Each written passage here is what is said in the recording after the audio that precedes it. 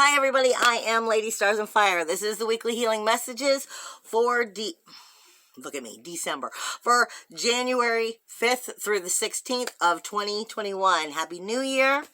If you didn't see any posts from me or anything, so then I made sure I said it. Oh my God, holy moly, the energy lately. It's potent, it's thick. And before we get into anything else, I'm one of those astrologers, and I'm going to come right out and say it. I mean, don't be getting all sidetracked with all those memes you've been seeing with 2021. I'm not saying that 2021 is not a great year. That really depends on you. And what I mean by that really depends on where you are in coming into your power. And if you're starting to take that power back in healthy, positive, responsible, soulful ways or not will really depend on if this is going to be a good year or not, because this year is all about endurance.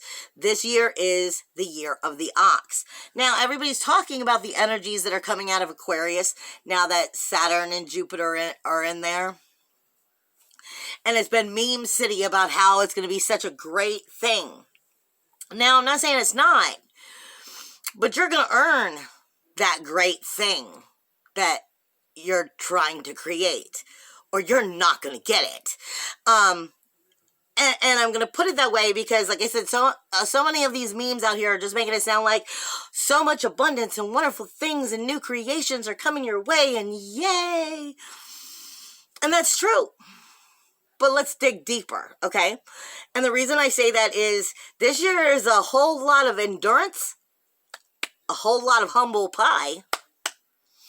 Are you eating your spoonful of it, or are you dishing it? And that has to do with truly where you are on your power. And are you in your power, or are you in egocentric energy? And I'm just saying the next 2 months, you're going to feel this energy building. But before I get into any of that, I'm just going to be blunt. It's the year of the ox. In Chinese, not mythology, but Chinese horoscopes and whatnot, it's the year of the ox. Now, when you look at it in astrology, it's also the year of the ox, except for we don't call it an ox, we call it a bull. It's a Taurus year. Even though everybody's talking about us coming into air energies for the next couple years, it's still ruled by Uranus. And then listen and hear me out. You have Taurus, which is the second house, self-worth, self-value, self-esteem, because Uranus is there. Independence, individuality, uniqueness, freedom, inventive nature, innovation. All right, but the second house is ruled by Venus, which also creates your money and how to communicate it so that you can actually create it to become so. So this speaks to us of creating, manifesting into our reality, creating and bringing into life what we want, but we bring into life according to our law of attraction. So that has to do with your self-worth, self-value, self-esteem. And if you're feeling in that entitled power of that self-worth, self-value, self-esteem, if you're feeling that liberation, I shouldn't have said entitlement.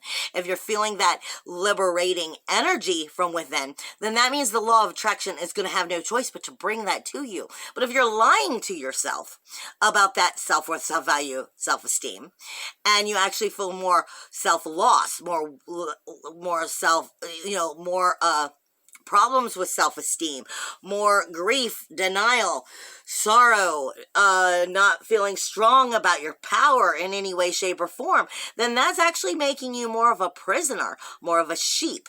Let me explain to you, because this comes back to that energy in Aquarius. Taurus energy right now has Uranus in it, which rules Aquarius. Uranus is going to influence all of that energy coming out of Aquarius, but that all depends on where you stand in your power. And if you don't have power, you don't feel and believe in yourself, then you can't manifest it by telling yourself the lie. That's the law of attraction, and that also comes into that second house of money. Now, hear me out. when the way I explain this a lot is when an animal feels caged and backed into a corner, it finally is ready to attack and come out. But that doesn't mean it's coming out in a healthy way. It's coming out in a stabbing, ferocious way, and it's not coming out healthy. I always say when I do astrology with my customers that with this energy of Uranus being in Taurus, this means that you're either coming into that power, or when Uranus is not feeling self-worth, self-value, self-esteem, it starts to become possessive, controlling, and jealous. So this is the point of all of this that I'm getting at. You are going to see all kinds of judgy energy. You're going to see some serious sass puss energy coming out. Self-centered, egocentric, entitlement, self-regarded energy. But it's all in the way of, are you coming into that self-worth, self-value, self-esteem? Are you able to bring to you that law of attraction? Or are you feeling that you're coming into that power, but from a jealous standpoint, from being backed into the corner standpoint? Because this all has a major difference as to how this is going to come about, as to if it's being egocentric, divided. Because I'm being told for some of you, yes, you're giving out that spoon of humble pie, but for some of you, you need to eat that spoon of humble pie. And that has everything to do with what's going on in this Aquarius energy. Aquarius, I like to explain Aquarius a lot of times. It's the rebel. It's the rebel within. But Aquarius energy is all about humanitarian interests. And the situation here is, I've had some very good friends that are Aquariuses, and I love them to death, but they're also very detached. They can be a little aloof. And what I'm trying to get at is Aquarius energy has that detachment to it. So it's like, well, I'm all about creating this humanitarian, what's right in this perfect world, and we're going to have to change these rules, or we're going to do these things. Well, that don't apply to me. Yes, the fuck it does. That is what you're going to be getting. A whole lot of checklist on that self-centered, egocentric, entitled, and self-regarded energy. Are you eating the humble pie when you need to be? Or are you finally in your power and you're showing someone else that they need to be eating theirs? The reason I'm saying this is because you have... Okay, first off, Mars moves into Taurus on the 6th. Uranus and Lilith are here. And then they're coming closer together. Lilith is starting to move further away. But that's the warrior and Uranus coming into power in that second house. And let me just explain. Ain't nobody getting along right now. Nobody. I mean, Uranus is loving some Venus. Loving some Venus. Venus is in that 10th house with Capricorn, the Sun, Venus, Pluto, and it's all about we're changing the outer world. The sensitivity of Venus is showing you what is good for you and what is not, and why it is.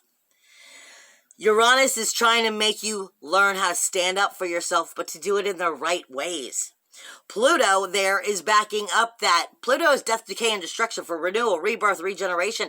It is finding what you're afraid of the spirit of you.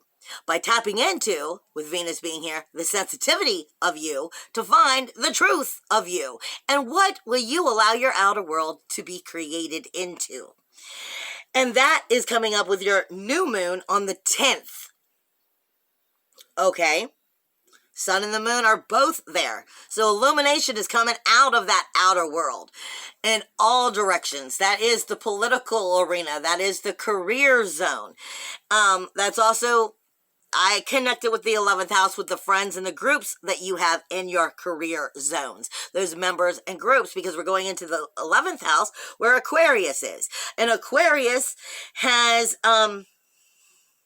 Mercury moving in. Mercury's going to be here for like 2 months. And the reason I say that is because Mercury moves in on the 8th, which is Friday. It moves in on the 8th, but around the 15th, it hits its shadow period, and then it's going to go retrograde on the 30th. So you've got shadow Mercury. Remember, y'all, Mercury don't give a fuck. It doesn't care if it's positive or if it's negative. It's communication, and it is what it is. So don't shoot the messenger. Humble pie, are you eating yours, or are you just dishing it? Is it coming from power because you have the power, or is it coming from fear of losing the power? You're going to see a lot of that going on in the outer world. And then bring it into your little lives, into your careers and your groups and your memberships. You're going to be seeing a lot of that going on. Mercury is going to be in that communication zone. And when we are in Mercury retrograde and in Mercury shadow, we cannot help but to be getting a little bit more self-centered, because the only communication we're really receiving is the one in our head. Okay, so we're going into a darker period, then we're going into communication only being with ourselves. Then it comes back out next month. But not until it's gone through its 3 weeks of retrograde. So we're really here with Mercury, Jupiter, Saturn, and Pallas in Aquarius, where I said, I want to create brand new things. I want to bring it out. I want to do good things for the world, and I want to do this, and I want to do that. But wait a minute, that don't apply to me. I don't have to change. Yes, the fuck you do.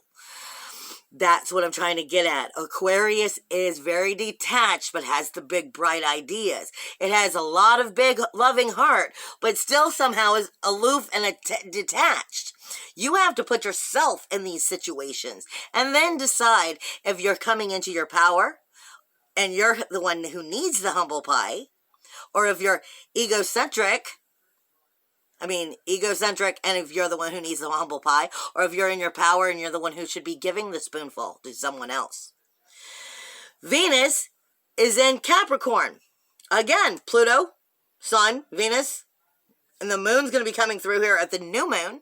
New beginnings, new goals, new dreams. All of this is going to be illuminating itself to you. This energy is not stagnant, but it feels like it, in the sense of it feels like it's just right there and it won't go. Like something just picking at you. That potency, that thickness of that energy is all about, are you checking your checklists? Because this is about coming into understanding this year is the year of the ox. Endurance. You are going to have to work hard for what you want. It's not going to be put in your hands. As well as, this means it's going to be a chakra year for the throat and the thymus. The thymus is the higher heart. And it's going to be the throat chakra, knowing when to speak and when not to speak, because maybe you need to listen. Or do you speak and you don't do it at all? Learning how to clear this energy. And then the thymus is all about that higher heart and forgiveness and love. That doesn't mean that you allow things to continue. That means that you understand what has happened. You bring that love in. You stand firmly in your power. And you make the adjustments that are needed.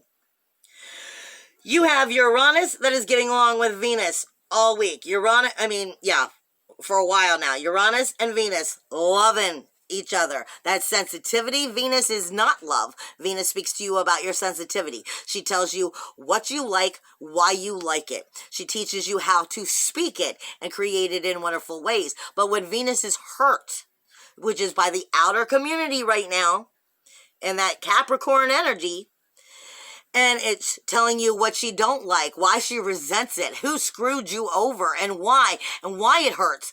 That's part, I explain it all the time. If you put your hand in an oven at 365 degrees and you try to pull out the cookies without oven mitts, you burn the shit out of your hands. That's Venus going, don't do that to me.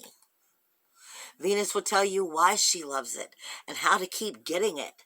And she will also tell you what has hurt you. And stop letting it hurt you.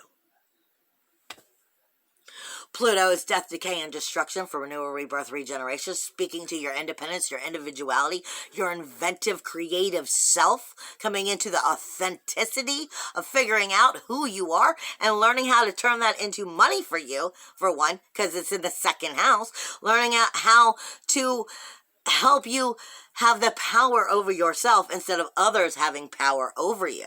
Because like I said, when you haven't quite come into that liberation, that still means people push you around. And this is learning how to eliminate that. Because if you're still not strong-footed in this energy, in that sacral chakra and in that solar plexus, that means it's very easy for you to become manipulated and pushed around, and instead of you getting possessions that help create you, you become the possession of someone else's situation. Chiron, though, which is the wounded healer, which is still in Aries, he is still having a wonderful conversation with sextiles all this time to Jupiter and to Saturn in that Aquarius energy, asking you to think outside of the box. Try new things. Obviously, new things are the only way that's going to work, because if you continue to do the same old shit you've always done, you're not growing, you're not changing, you're not doing anything. This is asking you to detach long enough to see the truth, to really come into your power, your liberation, see the truth for what it is, claim the power that you need, and then start to move forward. But because of that Mercury retrograde and that shadow energy, and Mercury ain't moving for like 2 months, on top of all of that abundance, on top of Saturn's rules, walls, and boundaries, want to try new things, and the very, humanitarian, let's try it, let's do this, let's try this, we're going to do things this way now, but wait, it don't apply to me. Everything applies to all of us. None of us are getting a hall pass here. It's about making sure that we understand where we're going. On the 7th and the 8th, the moon will be moving through Scorpio, making it more intense on those days. On the new moon, it's going to be incredibly intense because you have a lot of energies that are not getting along. I'm not even going to go into any deeper on that. And then on the 10th, you have the moon moving through Sagittarius with a whole lot of, like I said, all in astrology, when it is more of a difficulty, that just means it means the planets aren't getting along about how to come to the same decision. Doesn't mean that we can't get along, but it does mean that we have to stand for what we believe in, or you'll fall for anything. And you can't be pushed around. That's part of learning how to grow. Don't be pushed around, my loves, because the energies are going to start getting judgy and very sass pussy. I love you. Bye.